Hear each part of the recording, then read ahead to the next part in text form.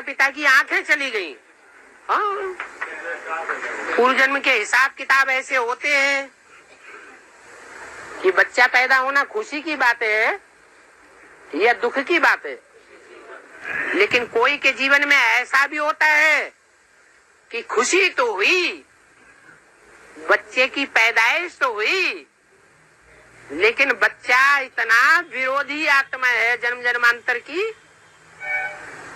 कि जैसे ही प्रत्यक्षता रूपी जन्म लेता है वैसे ही माँ बाप अंधे हो जाते हैं, अज्ञान अंधकार में डूब जाते हैं।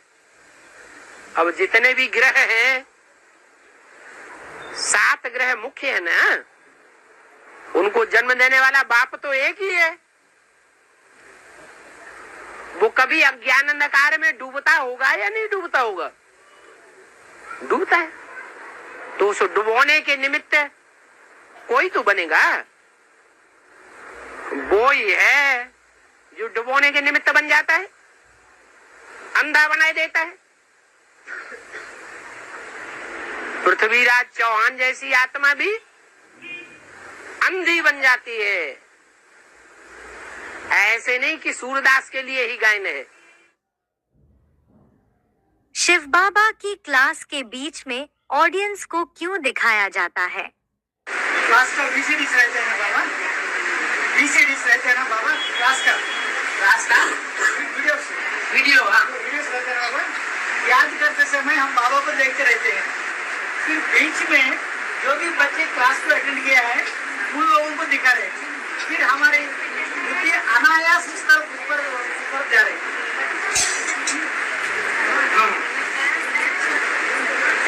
याद उनकी आती है ना बीच में। एक बार दिखाया जाता है। जो दुनिया में वीडियो फिल्म निकाली जाती है गुरुओं की, उसमें तो 20 बार दिखाते हैं पब्लिक को कि पब्लिक के ऊपर बोलने वाले का क्या असर हो रहा है। यहाँ ऐसा नहीं है। यहाँ तो सिर्फ एक बार इसलिए दिखाते हैं कि पता लगे कि किस माहौल के बीच में, किन ब्राह्मणों के बीच में, किस स्थान विशेष पर बाबा की वाणी कैसी चली। क्योंकि जैसे बच्चे होते हैं वैसी बाबा की वाणी चलती है, इसलिए एक बार दिखाया जाता है।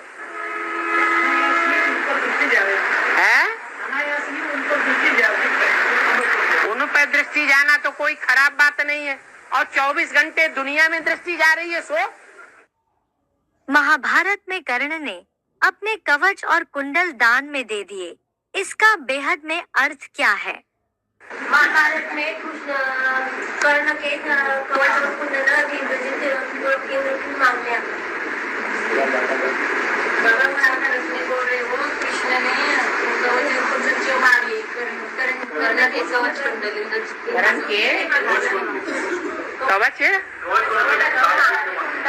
कवच कुंडल कवच कहते हैं ये सुरक्षा। कवच माना जो लोहे का वो वस्त्र पहनते हैं छाती में, गले में, उसको कवच कहते हैं। तलवार उसमें लगेगी नहीं, भाला उसमें चुभेगा नहीं। और कवच बाबा ने किसको बताया है? योग को बताया तुम्हारा कवच है। इसमें दुनियावी कोई शस्त्र तुम्हारे ऊपर काम ही नहीं करेगा। तो वो योग बल का कवच उससे ले लिया। कैसे ले लिया है? कैसे ले लिया? अरे पहले जो कृष्ण की आत्मा ही तो कर्ण है। कर्ण कौन है? कर्ण जो ज्यादा सुनता है, सुनाता है। तो वो कर्ण जो है बड़े से बड़ा पांडव था। क्या? बड़े से बड़ा पांडव था। किसका पुत्र था? सूर्य का पाठ किसका हुआ? प्रजापिता का। परम ब्रह्म, उसका पहला बच्चा है कर्ण। और वो कर्ण पालना किसने की है? नहीं, उसकी पालना दासी ने की, दास ने की। जो रथ चलाने वाला होता है वो भी दास दासी में गिना जाता है ना। तो उसने उसकी पालना की। वो कर्ण, प्रश्न क्या था? हाँ, उसके कवच और कुंडल क्यों मांगे? तो वो पहले योग का कवच पहने हुए था। योग माना याद। किसको याद करता था? निराकार बाप को याद करता था। फिर बाद में शरीर छोड़ने के बाद वो आत्मा प्रवेश करती है। प्रवेश करती है तो जैसे और आत्माएं प्रवेश करती है तो विरोध करती है या सहयोगी बन जाती है? विरोध करती है। तो वो कौरव पार्टी की तरफ से विरोध करने वाला बना। कौरवों के बीच में ज्यादा पहलवान था या साधारण था? बड़ा पहलवान था। वो कर्ण ने अपना कवच दे दिया दान में। कैसे दे दिया? उसने जो सुना कि जो निराकार को याद करने वाले होते हैं वो क्षिप्रगामी होते हैं, तेजी से पुरुषार्थ तो करते हैं लेकिन चरित्रवान नहीं होते। क्या? चरित्रवान नहीं होते हैं निराकार उपासी। जैसे इब्राहिम, बुद्ध, क्राइस्ट, गुरु नानक, ये निराकार उपासी हैं या साकार को मानते? तो ये अपनी प्रजा के बीच में सबसे पहले परम धाम पहुंचते हैं या बाद में? है अपनी प्रजा। जैसे क्राइस्ट है, 500 करोड़ की दुनिया में 200 करोड़ से भी ज्यादा क्रिश्चियंस हैं। उन 200 करोड़ की प्रजा से पहले परम धाम में पहुंचता है या बाद में? किस आधार पर? निराकार को याद करता है। लेकिन घाटा क्या होता है? चरित्रवान नहीं बनता होता, देवताओं जैसा। तो बाबा की बुद्धि में ये बैठ गया, मैं तो अव्वल नंबर का, मैं क्या बनना है? मुझे देवता बनना है। अरे ये क्या होने जा रहा है? तो ज्ञान सूरी ने ऐसा ज्ञान सुनाया तो उसकी बुद्धि पलट गई और खत से आकर के उसने अपना कवच दे दिया। क्यों? क्योंकि वो साकार में निराकार को याद करना है, ये तो बात बोल दी, समझ ली, लेकिन ये फैसला नहीं कर पाया कि वो साकार है कौन। वो अपने को ही साकार समझता रहा तो कवच रह गया, कवच तो चला गया। निराकार को याद करता था, वो भी गया, और साकार को पहचाना नहीं।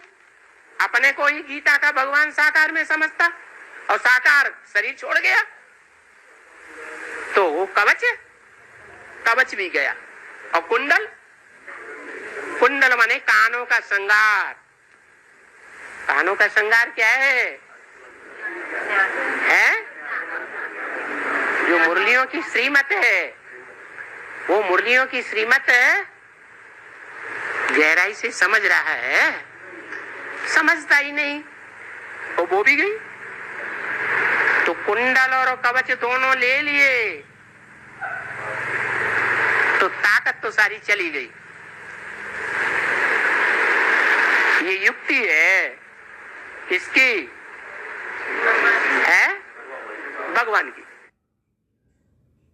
कौन है बेहद में राम सेतु? बेहद में राम सेतु नहीं दिखाई पड़ता है। पत्थर बुद्धि मनुष्यों को ज्ञान जल में तैराए के और रावण की दुनिया तक पहुंचाया जाता जाता है। रावण की दुनिया से कनेक्शन जुड़ा हुआ है कि नहीं एडवांस सोसाइटी के पत्थरों का? जुड़ा हुआ है, तो सारा ज्ञान वहां तक पहुंच रहा है। पुल बनाया किस लिए जाता है? कनेक्शन जोड़ने के लिए बनाया जाता है ना। तो ज्ञान का, एडवांस ज्ञान का सारा कनेक्शन राम संप्रदाय से रावण संप्रदाय तक जुड़ा हुआ है। जो भ्रष्टाचारी गवर्नमेंट है वो रावण संप्रदाय की ओर है या राम संप्रदाय की ओर है? वो उस सेतु को पसंद करेगी या नहीं करेगी?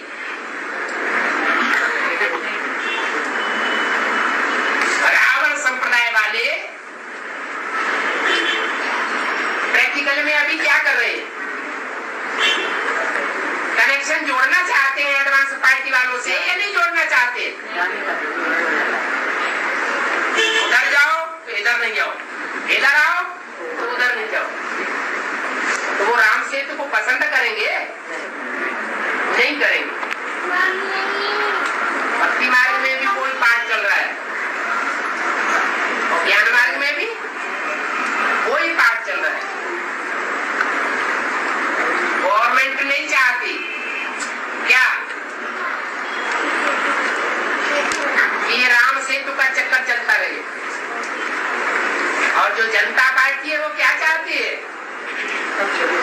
जनता पार्टी है या अज्ञानता पार्टी है? जनता पार्टी क्या चाहती है? राम सेतु बना रहे। राम सेतु होगा तो रावण राज्य की दुनिया खलास हो जाएगी। राम सेतु ही नहीं होगा तो रावण संप्रदाय वाले कन्वर्ट कैसे होंगे राम संप्रदाय? ये होता है रक्षाबंधन, बाद में होती है कृष्ण जन्माष्टमी। तो जरूर पहले रक्षा के बंधन में बंधना पड़े।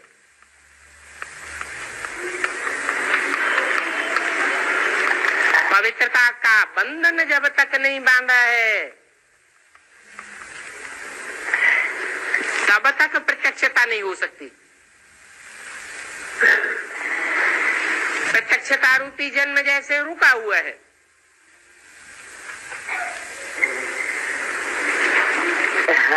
बच्चों का जन्म सो बाप का जन्म, ये प्रत्यक्षता रूपी जन्म बाप अकेला नहीं लेता है, बच्चों के साथ बाप प्रत्यक्ष होता है।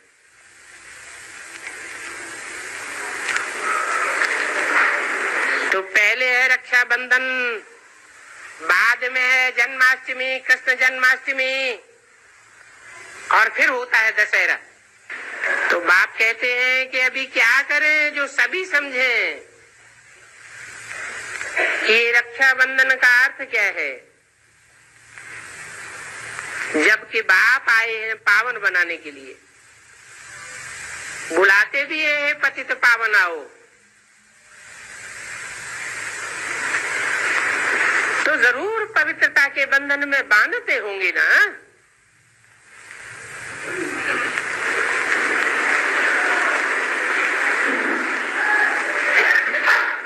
बाप पावन बनाने के लिए आए हैं तब तुमने प्रतिज्ञा की है।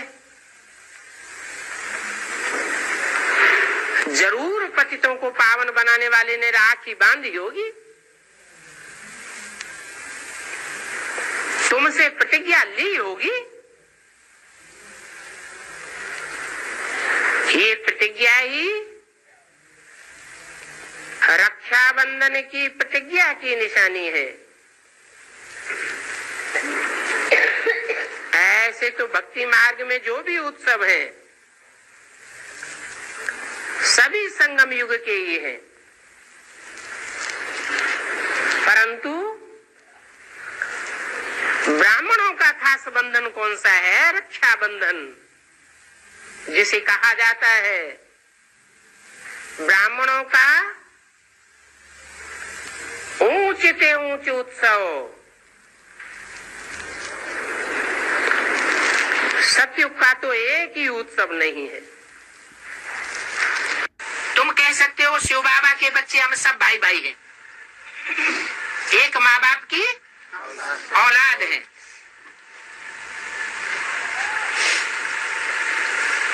माँ बाप की औलाद है तो भाई बहन है, और एक शिव बाप की औलाद है तो भाई भाई हैं। फिर प्रजापिता ब्रह्मा के बच्चे बनने से ब्रदर सिस्टर्स बनते हैं। ये ब्रह्मा, ये प्रजापिता। तो ये भाई बहन समझने से फिर प्रश्न नहीं उठेगा। समझेंगे नई दुनिया की स्थापना हो रही है, बरोबर ब्रह्मा द्वारा तुम पति से पावन बन रहे हो। ये जो रखड़ी बंधन आदि गाया जाता है, ये सब पुरानी रस्म चली आ रही है। ये यादगार है इस बात की कि बाप ने आकर के ब्राह्मण बन करके हम बच्चों को रखड़ी, पवित्रता के व्रत धारण करने की रखड़ी बांधी है।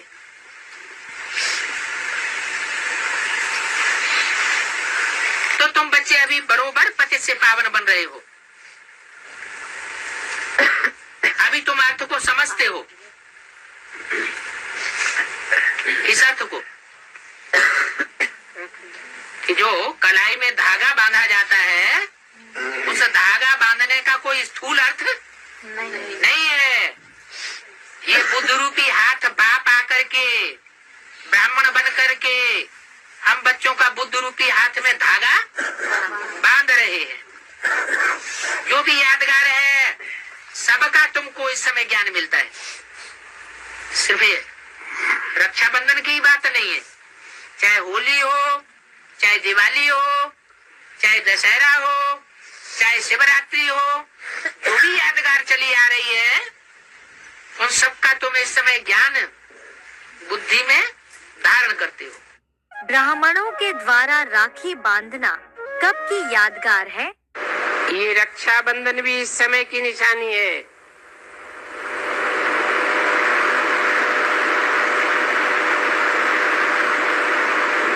पहले घर घर में ब्राह्मण जाकर के रक्षा के बंधन में बांधता था।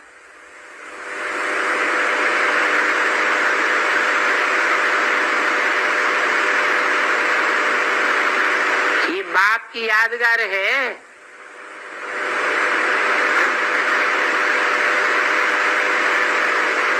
तो जब बाप स्वयं हमको रक्षा बांधने आया हुआ है, रक्षा के सूत्र में बांधते हैं,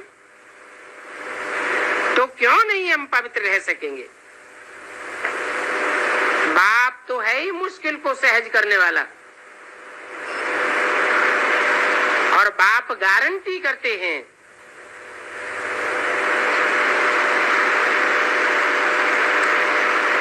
कि बाप ने ही स्वर्ग का वर्षा दिया था। जिस स्वर्ग को सुखधाम कहते हैं। रक्षाबंधन में ब्राह्मण आकर के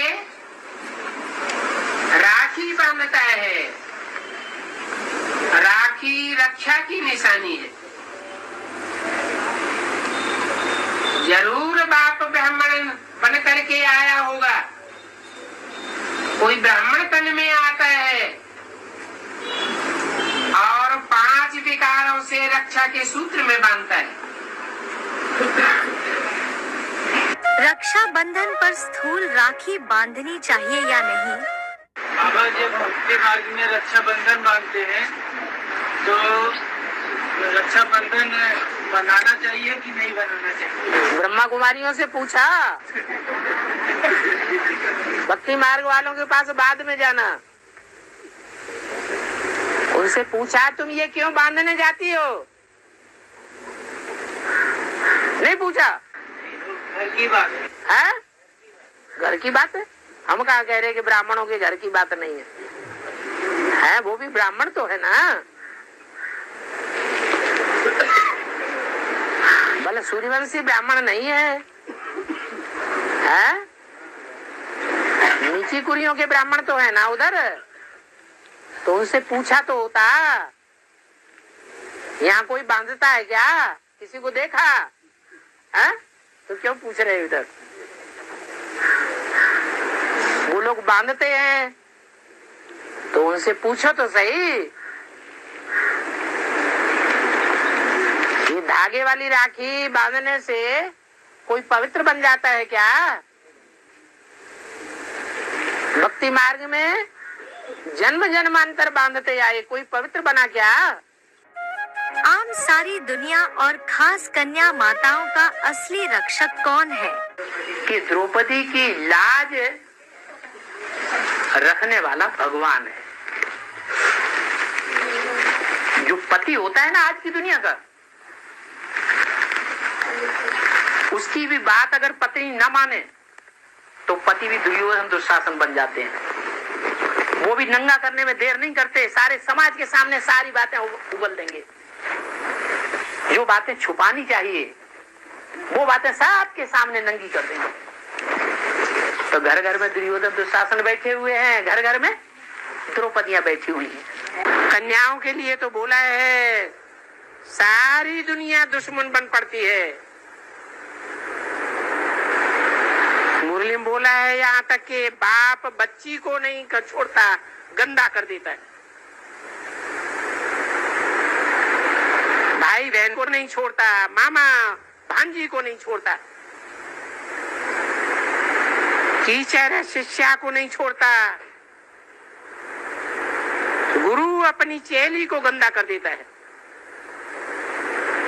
बजाय सदगति करने के और ही दुर्गति में ले जाता है। दुनिया के सारे संबंध कन्याओं के लिए दुश्मन हो पड़ते हैं।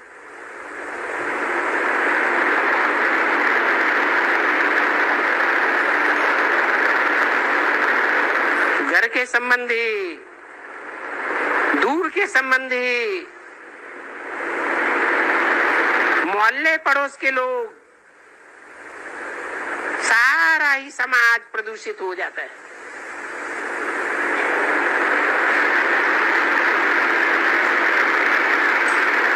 कन्या वो जो 21 कुल का उद्धार करे।